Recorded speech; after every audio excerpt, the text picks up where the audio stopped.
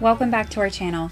After a brief absence, we're here to talk to you about some of the frequently asked questions regarding gate guarding, especially before getting hired. Things like pay, what to expect, and what equipment you might need. So let's dive in.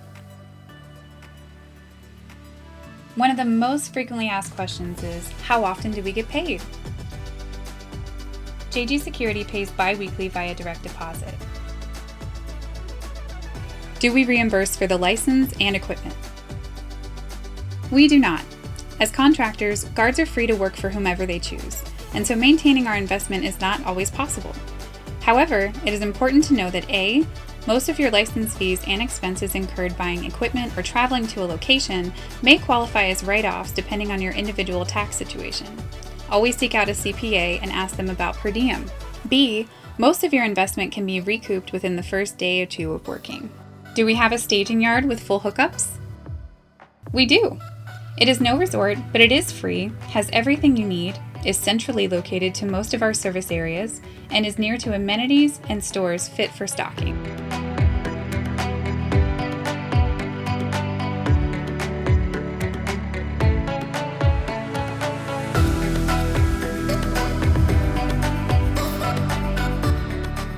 Where will our gate be? We likely will not know where you'll be stationed until the call comes in. Though some of our larger, out-of-state projects may provide a bit more notice, the bulk of our business consists of day-of calls for setup. Also, we do not usually schedule in advance very often. Occasionally, a seasoned guard will be considered for a big project they might be well suited for in advance, but we tend to wait till A, the guard is here and ready, and B, the start dates and details of the job are finalized. This avoids jerking people around, guards being delayed on their way to a gate, and ensures our clients' assets are never left exposed.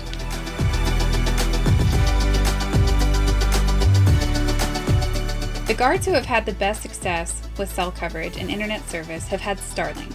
There really isn't any provider that is going to cover you from coast to coast, and we now have locations across the country.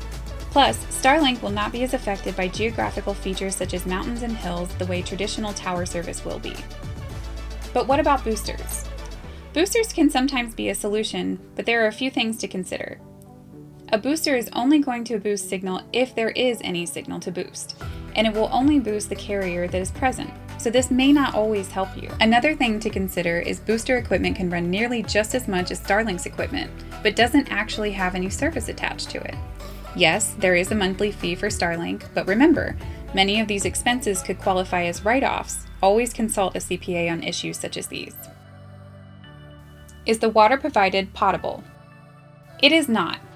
Technically, we do get our water from either our own well here at the office or a municipal water source, so it very well could be potable.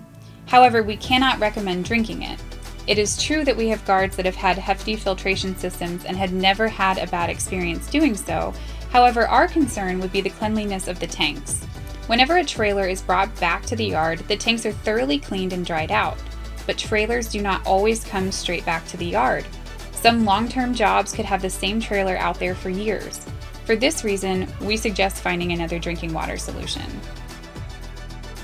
The next segment of our series is going to go over things like what to expect for orientation, how long will you wait for a gate, and some other very frequently asked questions about the actual onboarding and orientation process and when you're actually waiting for an assignment either in our yard or remotely placed. Please tune in next week for another video. Thank you so much for watching. We're so glad to be back, and thank you for your interest.